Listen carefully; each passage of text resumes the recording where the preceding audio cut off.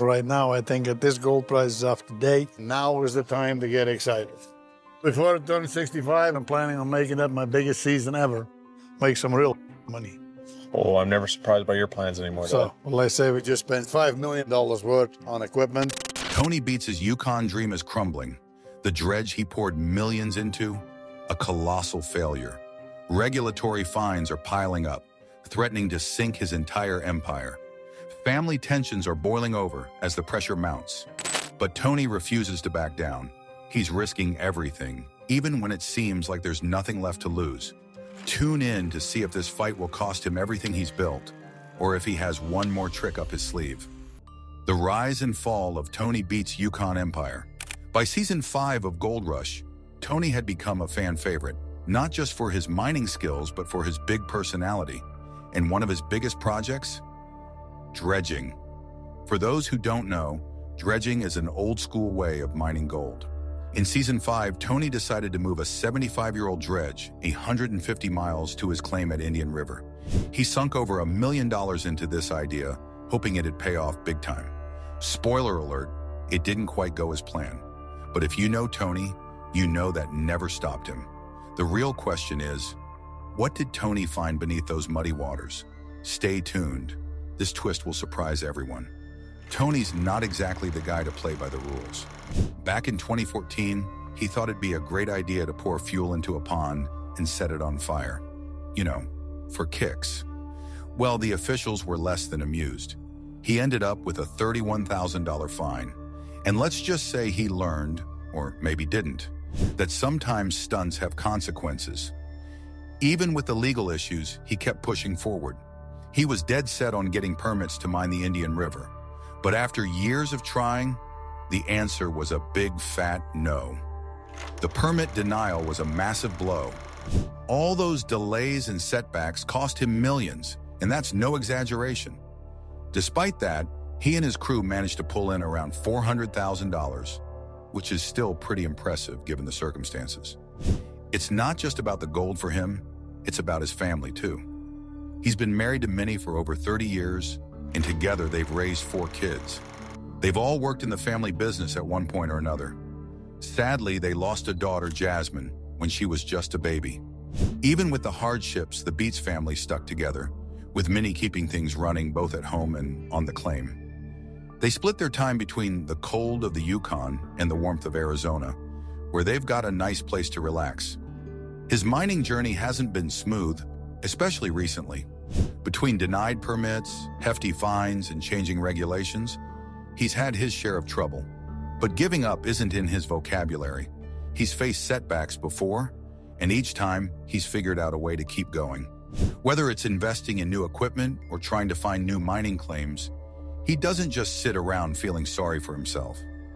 One of the reasons he stayed in the game so long is his adaptability. When he didn't get that permit for Indian River, he didn't throw in the towel. Instead, he shifted focus, expanded operations elsewhere, and kept hustling. That's the thing with him. He's always got a plan B, C, and probably D. But mining isn't the only thing that matters to him. His family has always been right there beside him. His kids, Kevin, Monica, and Mike, have all worked alongside him in the Yukon. They've grown up learning the ropes, facing the same brutal conditions, and sharing in the wins and losses. It's a tough life, but for the Beets family, it's their normal. It hasn't all been gold and glory. In the 90s, he and Minnie lost their daughter Jasmine, a tragedy that left a mark on their lives. It's not something he talks about often, but it's clear that the loss impacted the family deeply. Despite their grief, they pressed on, focusing on their other children and their mining business. The past few years have been especially challenging. Mining permits are harder to come by, and regulations are constantly shifting, making it even tougher to keep everything running smoothly. But he's not one to back down. He's invested in new technology, tried new techniques, and kept pushing for every ounce of gold he can get. If there's one thing his story teaches, it's that you don't give up, no matter how many setbacks you face. That looks pretty nice, huh? 1, 2, 3, 4, 6. 6? It's amazing how coarse that is. From moving to Canada with nothing but a dream to building one of the biggest gold mining operations in the Yukon, his path has been anything but easy. He's taken risks that didn't always pan out, faced legal troubles, and dealt with massive financial losses. But through it all, he's kept going. His story isn't just about mining gold. It's about resilience, grit, and the drive to keep going when everything seems to be falling apart. Whether he's dealing with setbacks in the Yukon or enjoying a rare moment of peace in Arizona, he embodies the spirit of never giving up. And that's what makes his story so captivating. Who knows what's next for him? But if history's any guide, he'll find a way to turn things around, because that's just what he does. Tony's goal isn't just gold, it's proving he can do what others can't. His next move is his biggest gamble yet. Resilience in the face of fire. Driven by more than just the thrill of finding gold, Tony Beets became a leader in the gold mining industry through strategy, perseverance, and risk-taking. His fascination with dredging, an old mining method that many considered outdated, reflects his ability to see potential where others saw obsolescence. He went all in, giving massive machinery a second life. Transporting a 75-year-old dredge to Indian River was a monumental task that involved dismantling, transporting, and reassembling it piece by piece. This risky million-dollar venture was not just about the payoff, but about doing something bold. He embraced the logistical challenges and forged ahead, embodying the spirit of a relentless risk-taker, even if it meant bending rules or making enemies. Not all risks have been without consequences. In 2014, he was fined $31,000 after pouring fuel into a pond and lighting it for the cameras. A reckless move that reminded him that even he had limits. Despite the penalty, it didn't slow him down, but added to his reputation as someone who played by his own rules. The Beets story is also about family. Minnie has been by his side through every triumph and tragedy, handling bookkeeping, keeping an eye on investments, and taking care of the family while he pursued mining ventures. Their children, Kevin, Monica, and Mike, were raised in the mines, learning the value of hard work and resilience by working alongside their parents. The loss of their daughter Jasmine in the 90s deeply affected the family, but did not break their resolve. Despite the tragedy, they continued raising their children and building their mining empire. The experience made them value family even more. Splitting their time between the Yukon and Arizona, the family finds balance. In the Yukon, it's grueling work, but in Arizona, they recharge, enjoying a slower pace without the pressure of mining. Arizona represents comfort and warmth, a reminder that the effort is all for family. Recent years have been challenging, with stricter regulations, harder to acquire permits, and rapid industry changes. He's invested in new technology and techniques to keep his operations profitable. Despite setbacks, he pushes forward, finding new opportunities and staying ahead. His story is one of resilience and grit. He came to Canada with little more than a dream and turned it into reality through hard work and determination. The Beets family name has become synonymous with gold mining, not just for their success, but for how they face challenges, work together, and never back down. His legacy is about the family he built and the example he set for others willing to chase their dreams. Tony's dream has never been easy. Now, with setbacks mounting, he faces challenges that could break anyone else.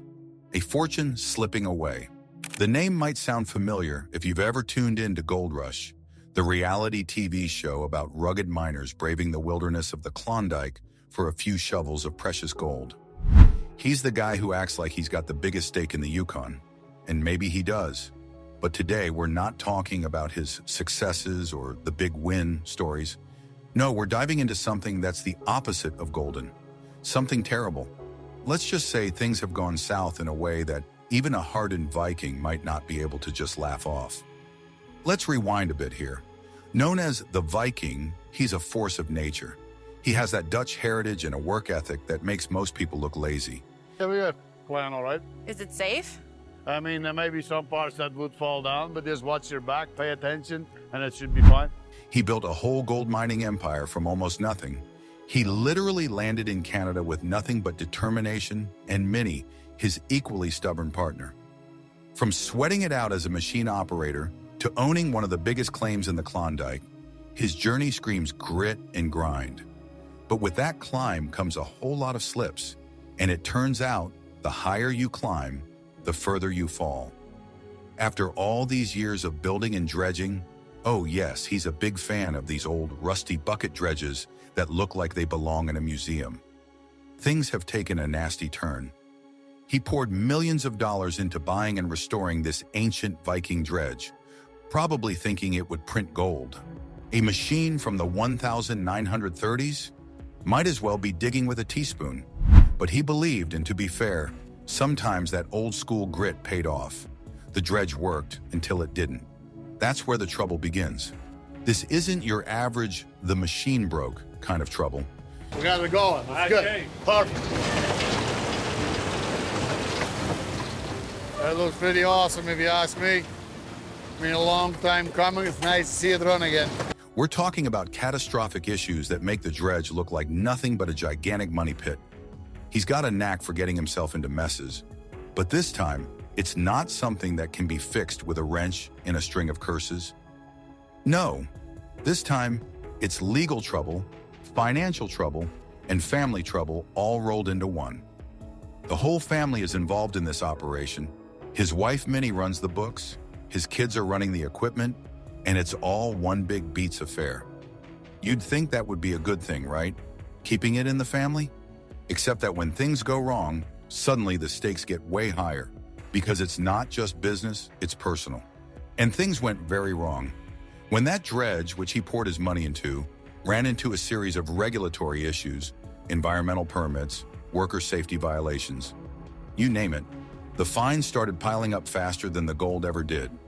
Remember that stunt with the gasoline and the dredge pond that aired a while back? Well, that didn't just disappear because he flashed a charming grin for the cameras. The guy literally set a pond on fire, and the government doesn't just overlook that kind of thing. Fines and legal battles, environmental agencies breathing down his neck. It's like everything's coming home to roost. He's used to running things rough and tough, but bureaucracy is a different beast. We poured a gallon, maybe a gallon, 0.5 water. Somebody poured it on the water, and that man has been fined for that. And I guess I didn't stop the man. Since I'm the man running the show, I guess I should have been a little bit more and told him not to do it. However, I didn't do it. So here you are in court, so take the fine. Next time, don't go there. You can't just cuss it out or try to bulldoze over it. Let's talk money for a second. He's supposedly worth $15 million. Big number, right? But all that money's wrapped up in machines, land claims, and equipment that's older than most people watching the show. Cash flow, though? That's a different story. When you're running a high-risk operation like gold mining, especially with ancient gear, it's not hard to imagine that bills can stack up faster than the gold comes in. And with all these fines, it's like he's playing a losing game of catch-up. Now throw the family into this mess. He's always been hard on his kids. Kevin, Mike, Monica. If you've ever watched the show, you've seen the yelling, the frustration, the get-it-done-or-else attitude. But when the stakes are this high, it's not just about proving a point anymore. Everyone's feeling the pressure. It's like the cracks that were already there are starting to widen. The stress of holding together a failing operation is seeping into every corner of the Beets family. You've got kids who were groomed to take over an empire that now feels like it's on the verge of crumbling, and a dad who refuses to give up even when giving up might be the smartest move. And honestly, that's the crux of the problem. He's just too stubborn to quit. You can call it determination or perseverance, but there's a fine line between pushing forward and falling off a cliff. For him, that line might have disappeared a long time ago. The guy's been dealt some brutal blows, regulatory trouble, financial burdens, and let's not even mention the challenges with equipment constantly breaking down. But instead of adapting, he's doubled down on his old ways. It's like he's convinced that if he just pushes a little harder, curses a little louder, somehow things will magically work out. But mining isn't magic, and neither is success. The world doesn't care if you've worked your whole life or if you're a Viking with decades of experience. Sometimes the harder you try to fight it, the worse it gets. He's used to being in control, used to being the tough guy who makes things happen by sheer force of will. But out here in the Klondike, with the government breathing down your neck and your machines falling apart, sometimes being tough just isn't enough. Where does this leave him? It's hard to say. He's a fighter, sure. But even fighters lose sometimes. And maybe, just maybe, it's time to take a step back and rethink things. Because the gold might be out there, but at what cost? Family tensions, endless fines, a dredge that's more trouble than it's worth? Sometimes the cost of striking it rich is just too high. If he's not careful, he might end up losing more than just a few ounces of gold. The thing is, his entire philosophy revolves around old-school hard work. It's all about putting in the hours, fighting the elements, and doing things the way they have always been done. And while that kind of resilience and dedication can take you far, the world of mining is changing. Environmental concerns are on the rise, regulations are tighter than ever, and even seasoned miners are having to adapt to new methods just to keep up. For him, that's a tough pill to swallow. He's never been the type to take orders, and the idea of changing his ways just because some officials in suits tell him to, that's not exactly his style. But that's what makes this entire situation all the more precarious. Because at some point, it's not about what he wants to do, it's about what he has to do if he wants to keep going. The fines, the scrutiny, the equipment failures, it's all piling up. And the family? They're stuck in the middle of it, trying to hold on while he charges ahead, stubborn as ever. It's like trying to keep a sinking ship afloat while the captain insists it's unsinkable. Kevin, Mike, and Monica, they've all grown up in this life. They know the risks, they understand the grind, but that doesn't make it any easier when the odds start stacking against them. Kevin's been right there in the thick of it, trying to keep the machines running, dealing with breakdowns that seem to happen every other day. This is the winch motor. It's the winches that lift the spud, lift the bucket line, the gantry, they pull in the four corners. It's how the dredge moves and runs. And Mike? He's always been the quieter one, working behind the scenes, doing what needs to be done. Monica, on the other hand, has her own ambitions. She's tough, no doubt about it.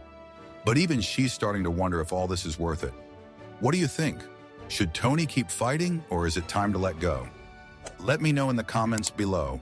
Don't forget to like and subscribe for more.